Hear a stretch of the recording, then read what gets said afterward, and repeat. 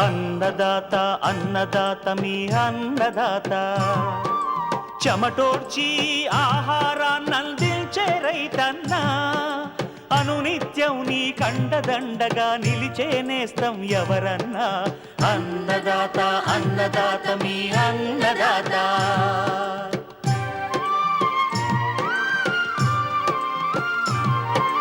నూతన రీతుల సాగుబడికి, నూరింతలు పెరిగే దిగుబడికి సూచనలిచ్చే సస్య రక్షణకు, పశు పోషణకి శాస్త్ర విజ్ఞానం అందించి ముందుకు నడిపే తెలుగు రైతు భారతదేశానికి మకుటం అయ్యేలా తీర్చిదిద్దే ఆశయంతో మిమ్ము మేలు కొలిపేది అన్నదాత. అన్నదాత అన్నదాత మీ అన్నదాత. అన్నదాత అన్నదాత మీ అన్నదాత. అన్నదాత ప్రేక్షకులకు నమస్కారం. ఈనాటి ముఖ్యాంశాలు: ఖరీఫ్ వంగ సాగులో మేలైన యాజమాన్య పద్ధతులు, పాడి పశువులు వ్యాధులకు గురి కాకుండా వర్షాకాలంలో తీసుకోవాల్సిన జాగ్రత్తలు, ఇంకా జై కిసాన్ వ్యవసాయ సమాచారం.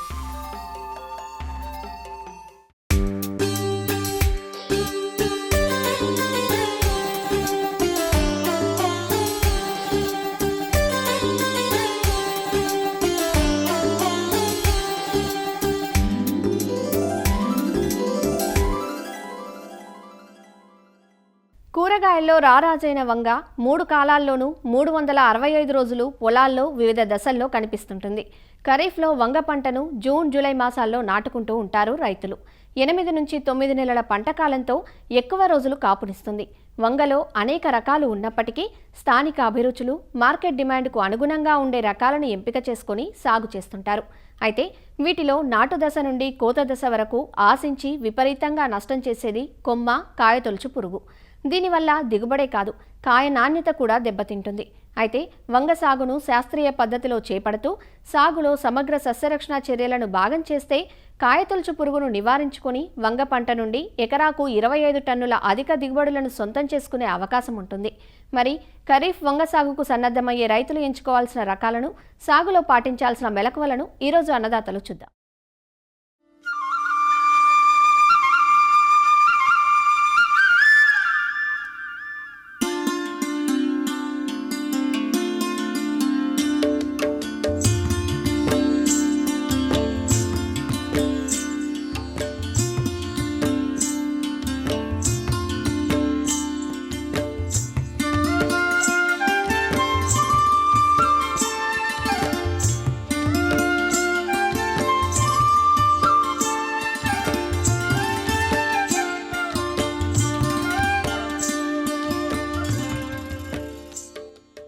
వంగను వర్షాకాలంలో సాగు చేసుకునేటప్పుడు జూన్ జూలై మాసాలు అత్యంత అనుకూలంగా ఉంటాయి. వంగ సాగుకు నీరు ఇంకే సారవంతమైన నేలలు అనుకూలంగా ఉంటాయి. చౌడు నేలలు సాగుకు పనికిరావు. నేల ఉదజని సూచిక 6 నుంచి 6.5 మధ్య ఉన్న నేలలు వంగ సాగుకు మరింత అనుకూలంగా ఉంటాయి. వంగలో ప్రాంతాలను బట్టి రకాలను ఎంపిక చేసుకోవాలి. కోస్తా ఆంధ్ర ప్రాంతానికి Bhagyamati, Pusa purple long, Pusa purple cluster, Pusa Kranti, గులాబీ రకాలు, రాయలసీమకు దేశవాళీ పచ్చ రకాలు, దేశవాళీ చారల రకాలు, తెలంగాణ ప్రాంతానికి పూసా క్రాంతి, పూసా పర్పుల్ క్లస్టర్, శ్యామల రకాలు అనుకూలంగా ఉంటాయి. ఇవే కాక అధిక దిగుబడినిచ్చే హైబ్రిడ్లను కూడా రైతులు ఎంపిక చేసుకుని సాగు చేయవచ్చు. అవి ఊదారంగు గుండ్రటి రకాలైన అర్క నవనీత్, పూసా హైబ్రిడ్ 6, ఊదారంగు పొడవు రకమైన పూసా హైబ్రిడ్ 5, పచ్చటి పొడవు రకాలైన గ్రీన్ లాంగ్, హరిత, హర్షిత, పచ్చటి గుండ్రటి రకాలైన గ్రీన్ మోతీ, ఊదారంగు చారల రకాలు కల్పతరు, విజయ్ రకాలు అధిక దిగుబడినిచ్చే సంకర జాతి వంగడాలు. రైతులు తమ ప్రాంత పరిస్థితులు, అక్కడి ప్రజల అభిరుచిని దృష్టిలో పెట్టుకుని రకాలను ఎంపిక చేసుకోవాలి. వంగలో సాగుకు సూటి రకాలను ఎంచుకుంటే ఎకరాకు 260 గ్రాముల విత్తనం, అదే హైబ్రిడ్ రకాలను ఎంచుకుంటే ఎకరాకు 120 గ్రాముల విత్తనం సరిపోతుంది. కిలో విత్తనానికి 3 గ్రాముల థైరం లేదా మ్యాంకోజెబ్తో పాటు 4 గ్రాముల ట్రైకోడెర్మా విరిడిని పట్టించి విత్తుకోవాలి. 10 సెంటీమీటర్ల ఎత్తుగల నారుమళ్లలో విత్తనం చల్లుకోవాలి. ఇటీవలి కాలంలో రైతులు వారి లభ్యతను బట్టి ప్రోట్రేలలో నారును పెంచుకుంటున్నారు. అలా పెంచిన నారు ఆరోగ్యంగా ఉండడమే కాదు, నారు కుళ్ళు సమస్య కూడా రాకుండా ఉంటుంది. విత్తిన 30 నుంచి 35 రోజులకు నారు ప్రధాన పొలంలో నాటుకునేందుకు సిద్ధమవుతుంది. నాటుకునే ముందు ప్రధాన పొలాన్ని 4-5 సార్లు బాగా దున్నుకొని చదును చేసుకోవాలి. ఆఖరి దుక్కిలో ఎకరాకు 6 నుంచి 8 టన్నుల పశువుల ఎరువును వేసి కలియదున్నాలి. వానాకాలంలో నాటుకునేటప్పుడు బోదెలు, సాళ్ల విధానంలో నాటుకోవడం అత్యంత ఉత్తమం. పొడవుగా, నిటారుగా పెరిగే రకాలకైతే ఎటు చూసినా 60 సెంటీమీటర్లు, గుబురుగా పెరిగే రకాలకు వరుసల మధ్య 75 సెంటీమీటర్లు, మొక్కల మధ్య 50 సెంటీమీటర్లు ఉండేటట్లు నాటుకోవాలి. నారు నాటే ముందు కాని, నారు నాటిన వెంటనే కాని తప్పనిసరిగా నీరు పెట్టాలి. వంగ సాగులో పోషక యాజమాన్యం పట్ల కూడా కొంత అప్రమత్తంగా ఉండాలి. ఎకరాకు 24 కిలోల భాస్వరం, 24 కిలోల పొటాష్నిచ్చే ఎరువులను ఆఖరి దుక్కిలో వేసుకోవాలి.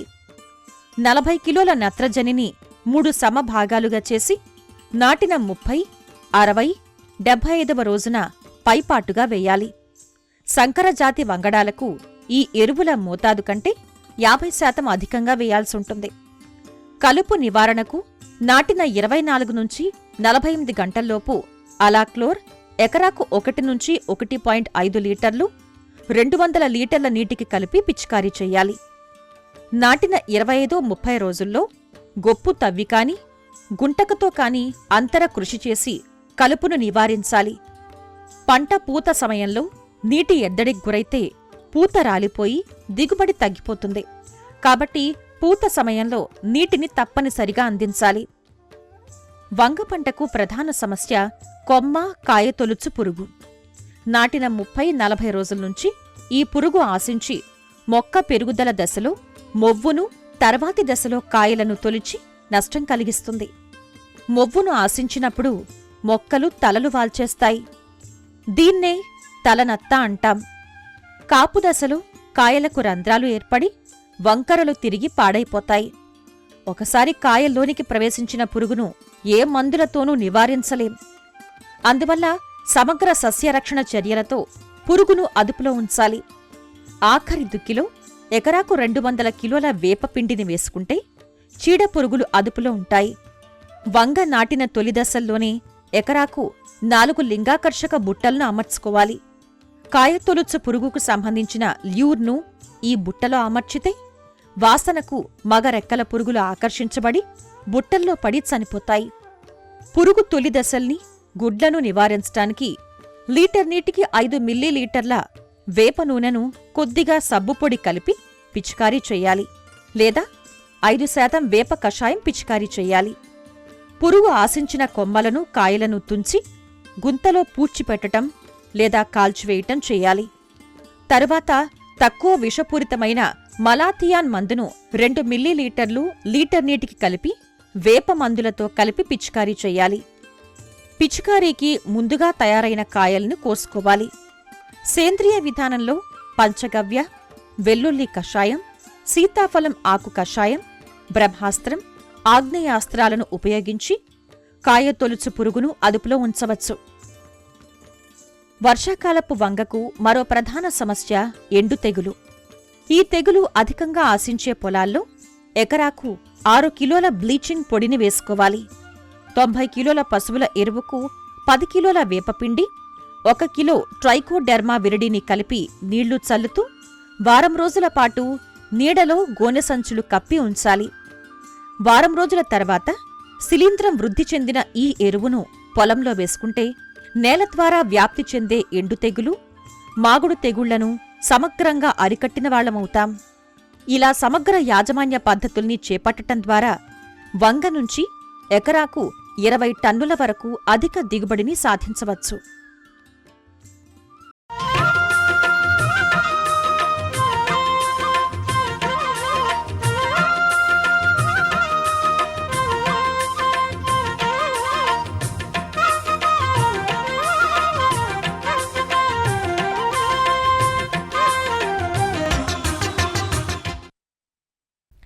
సీజన్ మార్పు మనుషులకే కాదు, ఇటు మొక్కలకు అటు పశుపక్షాదులకు కూడా కష్టకాలంగా ఉంటుంది. ఏమాత్రం ఏమరపాటుగా ఉన్నా అపార నష్టం చవిచూడాల్సి వస్తుంది. వానాకాలం ఆరంభమవుతున్న తరుణంలో పశువుల పెంపకం చేపట్టే రైతులు కొన్ని జాగ్రత్తలు పాటించాల్సి ఉంటుంది. ముఖ్యంగా ఈ కాలంలో పశువులు పలు రకాల వ్యాధుల బారిన పడటం పరిపాటి. వీటి నుంచి పశువులను కాపాడుకోవాలంటే ముందు జాగ్రత్తగా టీకాలు వేయించాలి. పశువుల్లో పాల దిగుబడి తగ్గకుండా ఎలాంటి చర్యలు చేపట్టాలి, వర్షాకాలంలో పశువులు వ్యాధుల బారిన పడకుండా ఎలాంటి చర్యలు చేపట్టాలో కడప జిల్లా పశువ్యాధి నిర్ధారణ ప్రయోగశాల పశువైద్యాధికారి డాక్టర్ జి రాంబాబుతో మా ఈటీవీ ప్రతినిధి మురళి ముఖాముఖిలో చూద్దాం. వర్షాకాలం ఆరంభమవుతున్న తరుణంలో పశుసంవర్ధక శాఖ పశువులకు సంబంధించి ఎలాంటి చర్యలు తీసుకుంటుంది, సీజన్లో పశువులకు సంక్రమించే వ్యాధులు కావచ్చు, దానా కావచ్చు, వాటికి సంబంధించి ఈ శాఖ తరపున ఏమేమి అందుబాటులో ఉన్నాయి, ఆ పశువులకు సంబంధించి వచ్చేటువంటి వ్యాధులు, ఆ నివారణ చర్యలు ఏమిటి అనే దానిపైన మనతో మాట్లాడడానికి కడప పశుసంవర్ధక శాఖ వైద్యాధికారి డాక్టర్ రాంబాబు గారు మన దగ్గర ఉన్నారు. ఆయన అడిగి మరిన్ని విషయాలు తెలుసుకుందాం. సార్ చెప్పండి, ఈ వర్షాకాలంలో ప్రధానంగా పశువులు ఎదుర్కొనేటువంటి వ్యాధులు, పశువులకు సంక్రమించేటువంటి వ్యాధులు ఏంటి, అసలు ఆ వ్యాధులకు నివారణ చర్యలు ఏంటి? ముఖ్యంగా ఇప్పుడు రాబోయే వర్షాకాలము గురించి మనము పశువులకు ముందుగా మనం జాగ్రత్తలు తీసుకున్నట్లయితే పాల దిగుబడి పరంగా కానీ మనము ముఖ్యంగా ఆర్థికంగా నష్టపోకుండా ఉంటాము. సో ముఖ్యంగా వర్షాకాలం అంటానే మనకు వర్షాలు చాలా తీవ్రంగా ఉంటాయి. ఉన్నప్పుడు మనకు ఈ నీటి కుంటలు ఏర్పడడం కానీ, గడ్డి పొలాలు అన్నీ మునిగిపోవడం కానీ, ఈ నీటి సమస్య అనేది చాలా తీవ్రంగా ఉంటుంది. అంతేకాకుండా వర్షాకాలం వచ్చినప్పుడు బయట టెంపరేచర్స్ అంటే ఉష్ణోగ్రతలు తగ్గిపోతాయి. సో ఉష్ణోగ్రతలు ఎప్పుడైతే తగ్గిపోతాయో అట్లాగానే పశువు యొక్క శరీర ఉష్ణోగ్రత కూడా తగ్గిపోతుంది అన్నమాట. ఈ విధంగా ఎప్పుడైతే మనకి పశువు శరీర ఉష్ణోగ్రత తగ్గిపోతుందో దానికి సంబంధించినటువంటి జీవక్రియ వ్యాధులు, పశువు లోపన వ్యాధులు ఇట్లాంటివి అనేవి మనం ముఖ్యంగా గమనించుకోవచ్చు. షెడ్డు విషయంలో తీసుకుందామండి. ఇప్పుడు మనకుండే పశువులకు పాకలు ఇట్లాంటివి మనము ఏర్పాటు చేసుకుని ఉంటాము. దాంతోపాటు అదనంగా మనం వచ్చేసి ఈ ఈదురుగాలులు, ముఖ్యంగా ఈ పశువులకు ఈ వర్షాకాలంలో ఈదురుగాలులు రాకుండా మనము కొద్దిగా పరదాలలాగా ఆ గోనె పట్టలతో కానీ మనం వేసుకున్నట్లయితే చాలా మంచిది. అంతేకాకుండా వాటికి కూడా మనలాగే చలి పెడుతుందండి. వాటికి కూడా చలి పెట్టకుండా ఇవి మనము ఆ గోనె పట్టలతో వాటికి పైన కప్పడము నైట్ రాత్రిపూట అనమాట. ఈ విధంగా చేయడం వల్ల పశువు యొక్క శరీర ఉష్ణోగ్రతను మనం బాగా మెయింటైన్ చేసుకోవచ్చును. ఒకవేళ మనం ఈ చల్లగాలుల్లోనే మనం ఎంతసేపు పశువులను ఆరు బయట కట్టేయడం ఇట్లాంటివి మనం చేసినామంటే మనకు కాల్షియం అనేది లోపం జరుగుతుంది. దానివల్ల ఏంటంటే మనకు పాల జ్వరం అనేది ముఖ్యంగా వస్తుంది. ఈ పాల జ్వరం అంటే పాల వల్ల వచ్చే జ్వరం కాదండి, పాలలో ఎక్కువ శాతం కాల్షియం ఉంటుంది. సో ఈ కాల్షియం లోపం వల్ల వచ్చేసి మనము ఈ పాల జ్వరం అనేది వస్తుంది. దానికి మనం ఏంటంటే ముఖ్యంగా కాల్షియం టానిక్స్ అనేవి మనం బాగా వాడుకోవాలి. ఈ కాల్షియం టానిక్స్ వాడుకునేది కొంతమంది స్తోమత బట్టి కొనుక్కుంటూ ఉంటారు. లేదంటే మనం మునగాకు గిన మనం బాగా యూజ్ చేసినట్లయితే కూడా మనకి కాల్షియం లోపం అనేది బాగా తగ్గించుకోవచ్చును. అంటే దీంతో కూడా వర్షాకాలం వచ్చిందంటే ఎక్కువగా పశువులకి గొంతువాపు వ్యాధి అనేది ఎక్కువగా సంభవిస్తుంటుంది. మన జిల్లాలో అది ఎక్కువగా ఉంటుంది. ఈ గొంతువాపు వ్యాధి నివారణ కోసం మీ శాఖ తరపున ఎలాంటి చర్యలు తీసుకుంటున్నారు? తొలకరి చినుకులు పడినాయో మనకు ఫస్ట్ వచ్చే వ్యాధి అంటే గొంతువాపు వ్యాధి అండి. ఎందుకంటే ఈ గొంతువాపు వ్యాధి అనేది మనకు మామూలుగానే ఆ క్రిములు అనేవి పశువు శరీరంలో ఉంటుంది. ఈ వాతావరణ ప్రభావం వల్ల ఏంటంటే అవి బాగా బయటకు వచ్చి ఈ వ్యాధి అనేది కలుగుతుంది. గొంతువాపు వ్యాధి అంటే పశువు యొక్క లక్షణాలు ఏ విధంగా ఉన్నాయంటే గొంతు కింద నీరు దిగుతుందండి. ముఖ్యంగా గొంతు కింద నుంచి నీరు దిగిన తర్వాత గురక శబ్దం అనేది వస్తుంది. అంటే పశువు నుంచి ఈ శ్వాస తీసుకునేటప్పుడు గురక శబ్దం లాగా వస్తుంది. ఇది తీవ్రమైతే చనిపోయే అవకాశం కూడా ఉంటుందండి. దీనికి సంబంధించి ప్రభుత్వము పశుసంవర్ధక శాఖ తరపున గొంతు వ్యాధి నిరోధక టీకాలు ప్రతి ఒక్క హాస్పిటల్కు ఆల్రెడీ సప్లై చేయడం జరిగిందండి. వాటి ద్వారా ముందుగా మనం వేసుకున్నట్లయితే అంటే మనం ఇప్పుడు ఈరోజు వ్యాక్సినేషన్ వేసినాం అనుకోండి, 20 రోజుల వరకు అది పనిచేయదండి. 20 రోజుల తర్వాతనే పనిచేస్తుంది. కాబట్టి తప్పనిసరిగా అందరూ ఇప్పుడు వేసుకున్నట్లయితే మనం వర్షాకాలం వచ్చే లోపల మనము ఈ వ్యాధి నిరోధక శక్తి దానికి ఇవ్వచ్చు అన్నమాట. సో కాబట్టి మనము రైతు సోదరులందరూ తప్పనిసరిగా గొంతు వ్యాధి నిరోధక టీకాలు వేయవలసిందిగా కోరుతున్నాను. అంటే మా జిల్లాలో చూసుకున్నట్లయితే ఎక్కువగా ఫారంలో ఉండే పశువులు ఉంటాయి, బయట తిరిగే పశువులు ఉంటాయి. అంటే ఈ రెండిటికి మీ శాఖ తరపున ఏం సూచనలు సలహాలు ఇస్తారు, అంటే ఈ వ్యాధులు బారిన పడకుండా? సార్ మనకు ఫారంలో మరియు ఎక్కువ డైరీ ఫార్మ్స్ ఇప్పుడు అంటే ఇంకా మనకు బీడు భూములు అవి తక్కువ అయిపోయినాయి కాబట్టి చాలా మేరకు ఇప్పుడు పాడి పరిశ్రమ ఔత్సాహిక యువకులు అందరూ డైరీ ఫార్మ్స్ అనేది కొద్దిగా ఎక్కువగా పెడుతున్నారు. లోపల పెంచే వాటికి తప్పనిసరిగా మీరు వచ్చేసి గడ్డి విషయంలో, మేత విషయంలో ఇప్పుడు వరకు మీకు మేత కొరత అనేది ఉంటుంది. సో ఒక్కసారిగా ఎక్కువ పచ్చి మేత అనేది పెట్టకుండా ఉండడం అనేది మనం తప్పనిసరిగా చూసుకోవాలా. మరియు కాల్షియం టానిక్స్ అనేవి అదనంగా ఖచ్చితంగా ఇవ్వాల్సి ఉంటుంది. ఫారంలో తీసుకునే పశువులకి ఏంటంటే నీటి సరఫరా మంచి నీటి సరఫరా అనేది ఉంటుంది. కానీ మనం బయట తిరిగే పశువులు ఏంటంటే నీటి కుంటలందు మురికి నీళ్ళతో నిండిపోయి ఉంటాయి. ఇవి ఈ నీళ్లు తాగడం వల్ల ఏంటంటే మనకు పొట్ట జలగ వ్యాధి అనేది ముఖ్యంగా వస్తుంది. ఈ జలగ వ్యాధి వల్ల ఏంటంటే బాగా విరేచనాలు, అంటే షూటింగ్ డయేరియా అంటాం మేమైతే మామూలుగా. ఇది ఎంత విపరీతమైన స్మెల్ ఉంటుంది. ఖచ్చితంగా మనం ఏంటంటే అది వచ్చిన వెంటనే పేడ పరీక్ష చేయించుకొని తగిన మందులు అనేది దగ్గరలో ఉన్న పశు వైద్యుని సంప్రదించి వాడుకోవాలి. ఉమ్మడి కడప జిల్లాలో తీసుకుంటే ఎక్కువగా రైతాంగం అంతా కూడా పాడిపైనే ఆధారపడి ఉంటాయి. దాదాపు 50% పైగానే రైతులు ఒక్కో ఇంట్లో 10 నుంచి 20 పశువులు కూడా పాల ఉత్పత్తి కోసం పెంచుకుంటున్నారు. అంటే ఆ పాల దిగుబడి పెంచుకోవడానికి మీరు మీ శాఖ తరపున ఎలాంటి సూచనలు ఇస్తారు రైతులకు? ఇప్పుడు మనము వచ్చేసి ఈ పాల దిగుబడి అనేది అల్టిమేట్గా మనకు ఉండే ఆయుధం అండి రైతులకు వచ్చేసి. దీంట్లో ముఖ్యంగా ఏంటంటే మనము దానా అనేది జాగ్రత్త తీసుకోవాలా. ఎందుకంటే మీరు ఎప్పుడైతే దానా ఎక్కువగా నిల్వ చేస్తారో ఈ తడిగి మూలంగా మనకేంటంటే ఫంగస్ అనేది డెవలప్ అవుతుంది. దాన్ని అఫ్లోటాక్సిన్స్ అంటారు. ఈ అఫ్లోటాక్సిన్స్ అనేవి ఎక్కువగా దానాలో బూజు పట్టిన దానా మీరు పెట్టడం వలన విష ప్రభావం అవి కూడా పశువులు చనిపోయే అవకాశం ఉంటుంది. కాబట్టి మీరు ఎండ పొద్దున పగలు పూట కొద్దిసేపు ఆ దానాను ఆరబెట్టడం కానీ బాగా గమనించుకొని అసలు దానాలో ఏమైనా నల్లగా రావడము లేదంటే బూజులాగా తెల్లగా ఫంగస్ పట్టిందా అనేది మనం జాగ్రత్త తీసుకోవాలండి. అంతేకాకుండా పాల దిగుబడి తగ్గకుండా ఉండాలంటే ఖచ్చితంగా వచ్చేసి మనం మామూలుగా ఏంటంటే ఒక 5 లీటర్ల పాల వరకు ఏ పశువుకైనా, తెల్ల పశువుకైనా, గేదెకైనా, ఆవుకైనా మనం ఏం చేయాలంటే 1 కేజీ దానా వరకు మనం పెట్టుకోవాలి. తర్వాత ఆవు అయితే ప్రతి 2.5 లీటర్లకు 1 కేజీ దానా పెట్టుకోవాలి. గేదెలు గిన అయితే కనుక 2 కేజీలకు ఒక దానా. అంటే ఇప్పుడు ఒకవేళ మీ పశువు గిన 10 లీటర్లు ఇస్తా ఉంది అనుకోండి, పశువు కనుక 5 లీటర్ వరకు 1 కేజీ దానా, మిగతా 5 లీటర్లకు 2 కేజీలు, అంటే మొత్తంగా మీరు 3 కేజీల దానా మనం ఖచ్చితంగా ఇవ్వాల్సి ఉంటుందండి. ఒకవేళ ఇవ్వలేదంటే మనకు పాల దిగుబడి అనేది తగ్గిపోతుంది. కాబట్టి మీరు ఈ దానా విషయంలో ఈ జాగ్రత్త సూచన అనేది తప్పక పాటించండి. ఇది పశు వైద్యాధికారి డాక్టర్ రాంబాబు గారు చెప్తుంది. తప్పనిసరిగా ఈ వర్షాకాలంలో పశువులు ఎక్కువగా గొంతువాపు వ్యాధి బారిన పడేటువంటి అవకాశం ఉన్న నేపథ్యంలో ముందస్తుగా జాగ్రత్తలు తీసుకొని ఏ చిన్న లక్షణాలు కనిపించినా వెంటనే డాక్టర్ని సంప్రదించాలనే అభిప్రాయాన్ని డాక్టర్ రాంబాబు గారు వ్యక్తం చేస్తున్నారు. కెమెరామెన్ జగదీష్తో మురళి, ఈటీవీ న్యూస్, కడప.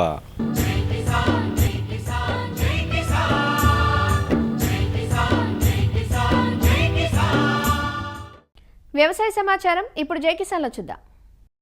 జొన్నలో ఇప్పటికే తెల్ల, పచ్చజొన్న రకాలు వినియోగదారులకు చేరువలో ఉన్నాయి. అయితే కొత్తగా జొన్నలో మరో రకం వచ్చి మానవాళి వాణిజ్య అవసరాలకు అనుగుణంగా మారనుంది. అదే తియ్యటి జొన్న రకం. ఇందులో ఇథనాల్ పుష్కలంగా లభిస్తుండటంతో దీన్ని పెట్రోలులో కలిపి వినియోగించేలా ప్రయోగాలు సాగుతున్నాయి. పెట్రోల్లో 20% ఇథనాల్ను కలపాలని కేంద్ర ప్రభుత్వం లక్ష్యంగా పెట్టుకున్నా 12% మాత్రమే కలుపుతోంది. ఇప్పటి వరకు చెరుకు నుంచి తీసిన ఇథనాల్ను మాత్రమే ఇందులో వినియోగిస్తున్నారు. చెరుకు విస్తీర్ణం రోజురోజుకు తగ్గడంతో ప్రత్యామ్నాయ మార్గాలపై దృష్టి సారించారు. తియ్యటి జొన్న పంటలో ఇథనాల్ పుష్కలంగా లభిస్తుందని గ్రహించి భారత వ్యవసాయ పరిశోధన మండలి ఐకార్ తోడ్పాటుతో దీని ఉత్పత్తిపై దృష్టి సారించారు. ఐకార్ కు అనుబంధంగా పనిచేసే హైదరాబాద్ భారత చిరుధాన్యాల పరిశోధన సంస్థ దేశవ్యాప్తంగా తియ్యటి జొన్నను విత్తనోత్పత్తి కోసం సాగు చేస్తోంది. చిరుధాన్యాలలో ముఖ్యంగా జొన్న లాంటి పంటలకు ఈ మార్కెటింగ్ సమస్యలు లేకుండా ఉండేందుకు కానీ ఈ మధ్య కాలం లోపల మనకు ఒక కొత్త విషయం ఏంటంటే స్వీట్ జోవర్, అంటే ముఖ్యంగా పెట్రోల్ లోపల మనం ఎథనాల్, మనం పెట్రోల్ పంపులో చూస్తుంటాం, దాదాపు ఒక 20% ఇథనాల్ కలిపిన పెట్రోల్ అమ్మాలనేది ప్రభుత్వం యొక్క నిర్ణయం అన్నట్టు. ఎందుకంటే పూర్తి పెట్రోల్ వాడినట్లయితే నాన్ రెన్యూవబుల్ ఎనర్జీ కదా, సో మనకు అయిపోయింది అనుకోండి పెట్రోల్, కష్టమవుతుంది. ప్లస్ పెట్రోల్ ద్వారా మనకు వాతావరణం కూడా వేడెక్కుతూ ఉంటుంది, దాని ద్వారా వచ్చే ఎమిషన్స్ తోటి. అందుకని పూర్తిగా పెట్రోలే కాకుండా పెట్రోల్ లోపల 20% ఎథనాల్ కూడా వాడుకున్నట్లయితే అటు ఇంధన సామర్థ్యం పెరగడం, వాతావరణం కలుషితం కాకుండా ఉండడం, ప్లస్ సోర్స్ ఆఫ్ ఎనర్జీ మీద కూడా మనకి ప్రెషర్ లేకుండా ఉంటుందని ప్రభుత్వం దీన్ని ఒక పెద్ద ఎత్తున ప్రచారం చేయడానికి పరిశోధనలు చేస్తూ ఉంది. హైదరాబాద్కి సంబంధించినటువంటి IIMR Indian institute of military research వాళ్ళు సిద్ధాపూర్ లోపల ఒక సీడ్ ప్రొడక్షన్ అంటే ఈ స్వీట్ జోవర్కి సంబంధించి తీపి జొన్నకు సంబంధించి విత్తనోత్పత్తి కొరకు కూడా పెట్టడం జరిగింది. ఇప్పుడు విత్తనాలు వచ్చినట్లయితే దాన్ని రానున్న రోజుల లోపల రైతులకు అందుబాటులోకి తీసుకొస్తే వాళ్ళు సాగు చేస్తే ఏమవుతుందంటే ఆ చొప్ప షుగర్ కేన్ ఎట్లయితే క్రష్ చేస్తారో అట్లా దాన్ని కూడా షుగర్ కేన్ మిల్లులలోనే దాన్ని కూడా క్రష్ చేసినట్లయితే దాంట్లో నుంచి వచ్చేటువంటి ఆ జ్యూస్ నుంచి ఎథనాల్ తయారు చేస్తారు. సో ఆ ఎథనాల్ను మనం వాడుకోవడానికి అవకాశం ఉంటుంది. చాలా డిమాండ్ ఉన్నట్టు మనకు తెలుస్తూ ఉంది. 120 రోజుల పంటనే అది. పెద్ద ఎరువులు అవసరం ఉండే, పురుగు మందులు ఎక్కువ అవసరం ఉండే, నీళ్ళు ఎక్కువ అవసరం ఉండే, సంవత్సరానికి 2-3 సార్లు పండించుకోవచ్చు, దిగుబడి మంచిగా వస్తుంది, మార్కెటింగ్ సమస్య ఉండదు మనకు. సో అలాంటి పంట మనకు అందుబాటులో వస్తుంది అని తెలియజేయడానికి సంతోషపడుతున్నాను. దానికి సంబంధించిన విత్తనోత్పత్తి కొరకు మనకు IIMR హైదరాబాద్ వాళ్ళు సిద్ధాపూర్ లోపల ఏర్పాటు చేయడం జరిగింది. క్రాప్ కూడా చాలా బాగా వచ్చింది. సో కాబట్టి రైతు సోదరులు ఈ జొన్న పట్ల కూడా అవగాహన పెంచుకొని రానున్న రోజుల లోపల జొన్నను కూడా పెద్ద ఎత్తున కనుక సాగు చేసినట్టయితే పంట మార్పిడి జరుగుతుంది, మనకు ఖర్చు తగ్గుతుంది, ప్లస్ మార్కెటింగ్ పరంగా మనకు ఇబ్బందులు ఉండవు. మనకు వరంగల్ ప్రాంతీయ వ్యవసాయ పరిశోధన స్థానం పరిధిలో 2 ఎకరాల్లో జైకార్ రసీలా రకం తీపి జొన్నను ప్రయోగాత్మకంగా సాగు చేపట్టారు. ప్రస్తుతం పంట కోతలకు సిద్ధంగా ఉంది. త్వరలో తీపి జొన్న వాణిజ్య పంటగా మారే అవకాశం ఉండటమే కాకుండా పశువులకు మేతగా కూడా బాగా పనికొస్తుందని శాస్త్రవేత్తలు చెబుతున్నారు. మరమత్తులకు నోచుకోని కాలువలతో సాగునీరందక పంటలను పండించుకునే పరిస్థితి లేదంటూ నారాయణపేట జిల్లా కొండదొడ్డి ఎత్తిపోతల పథకం పరిధిలోని రైతులు ఆందోళన చెందుతున్నారు. మక్తల్, నర్వమండల పరిధిలో 16 ఏళ్ల కిందట 2.59 కోట్ల నిధులతో కొండదొడ్డి ఎత్తిపోతల పథకాన్ని నిర్మించారు. జూరాల ప్రాజెక్టు నిల్వ జలాలతో బీడు భూములు సస్యశ్యామలం చేసేలా ఈ పథకం ఏర్పాటైంది. 6 ఏళ్ల పాటు సక్రమంగా నడిచిన ఎత్తిపోతల పథకం నిర్వహణ లోపంతో నిరుపయోగంగా మారింది. ప్రధాన పైపులు పగిలిపోయి పంటలు పండించుకునే పరిస్థితి లేదంటూ రైతులు వాపోతున్నారు. కొండదొడ్డి లిఫ్ట్ గురించి ఈ కెనాల్ ఒక 2 కోట్లు 3 కోట్లు ఖర్చు పెడితే కెనాల్ కింద 1500 చిల్లర సాగుబాటు ఉంది. 3 కోట్లు ఖర్చు పెడితే ఇంచుమించు చాలా మంది రైతులు బాగుపడతారు. 2 పంటలు చేతికి వస్తుంది. వర్షాలు రాక పెట్టిన పెట్టుబడులు రావు. ఇదే కెనాల్ గానే ఉంటే చాలా మంది రైతులు బాగుపడతారు. ఈ కొండదొడ్డి లిఫ్ట్ కింద పెద్ద కడమూరు, ఎల్లంపల్లి, కొండదొడ్డి, వెంకటాయపల్లి, కొత్తపల్లి ఈ 4 ఊర్లు ఉన్నాయి సార్. ఒక 2000 ఎకరాల చిల్లర ఉంటుంది. అందుకే ఈ ప్రాజెక్టుని మళ్ళీ పునరుద్ధరించాలని మనవి చేస్తాం. కొండదొడ్డి లిఫ్ట్ కింద మాకి 2 ఎకరాల పొలం ఉంది సార్. ఆ పొలంకి నీళ్లు రావట్లేదు. కొండదొడ్డి లిఫ్ట్ పాడుపడింది. ఆ పంటలు వేసినప్పుడు మంచిగా చేతికి వచ్చే టైంలో ఎండిపోతున్నాయి. ఎండిపోయినప్పుడు ఆ లిఫ్ట్ రావట్లేదు, ఇప్పుడు బంద్ అయింది. దాన్ని మళ్ళా పునర్ప్రారంభించి మంచిగా చేయాలని కోరుకుంటున్నా సార్. ఉపాధి హామీ పథకం కింద ఆ కాలువలు మంచిగా చేసుకొని నీళ్లు రావడానికి చేసుకుంటున్నాం, కానీ సకాలంలో వర్షాలు పడతలేవు, నీళ్ళు రావట్లేదు. దాన్ని దయచేసి మళ్ళా పునర్నిర్మించాలని మోటార్లు కాలిపోయినాయి లిఫ్ట్ బావి దగ్గర, అవన్నీ బాగు చేపియాలి అని మా కోరిక సార్. ప్రస్తుతం ప్రధాన పంపు హౌస్లోని కొత్త మోటార్లు, విద్యుత్ నియంత్రికులతో పాటు పైపులను మార్చాల్సి ఉంది. ఈ పథకం బాగు చేస్తే ఏడాదికి 2 నుంచి 3 పంటలు పండించుకోవచ్చు. ఈ ఎత్తిపోతలను సమీపంలో భీమా కాలువకు అనుసంధానం చేస్తే గతంలో ఉన్న ఆయకట్టు మించి సాగునీటిని అందించవచ్చంటూ రైతులు చెబుతున్నారు. మా చేను 2 ఎకరాల భూమి పొలం, నీళ్ళ దారి లేదు, వర్షం వస్తే పోతుంది. చివరిలో మొత్తం చేను వేసుకుంటేనే మనకు మంచిది, లేకపోతే ఇట్లా లేనట్టు బతకడానికి అయిపోయింది. అప్పంపల్లి చివరి దగ్గర మా పొలం ఉంటుంది. గత 5 సంవత్సరాల కింద నీళ్లు వచ్చేవి, కానీ ఇప్పట్లో కృష్ణానది పక్కలున్నా సరే కానీ నీళ్ళు రావడం లేదు. జూరాల డ్యామ్ కూడా దాని కింద అక్కడి సైడ్ ఉంది, దగ్గరలోనే ఉంది. వానాకాలం కానీ ఎండాకాలం కానీ ఏ కాలమైనా ఎనీ టైం నీళ్ళు ఉన్నా కానీ ఇక్కడ వదలడం లేదు. పైపులు అవన్నీ డ్యామేజ్ ఉండడం వల్ల నీళ్ళు వదలడం లేదు. అందరూ నీళ్ళు వస్తాయి అంటారు కానీ నీళ్ళు వదలడం లేదు. అవి ఉంటేనే మాకు పొలాలు వండుతాయి. కాలువ మరమ్మత్తు పనులు చేపట్టి ఎత్తిపోతల పథకాన్ని తిరిగి పునరుద్ధరిస్తే పంటలు పండించుకునే అవకాశం ఉంటుందంటూ రైతులు కోరుతున్నారు. మరిన్ని విభిన్న అంశాలతో రేపటి అన్నదాతలో మళ్ళీ కలుసుకుందాం. అంతవరకు సెలవు, నమస్కారం. అన్నదాతలు తమ సందేహాలు, సమస్యలను 1800-425-4085 టోల్ ఫ్రీ నెంబర్లో ఉదయం 10 గంటల నుంచి 11 గంటల మధ్య పని దినాలలో సంప్రదించగలరు. ఈ కార్యక్రమాన్ని యూట్యూబ్లో www.youtube.com/అన్నదాత-ఈటీవీ లింక్ ద్వారా వీక్షించవచ్చు. అన్నదాత కథనాలు ఈటీవీ విన్ మొబైల్ యాప్లో వీక్షించండి.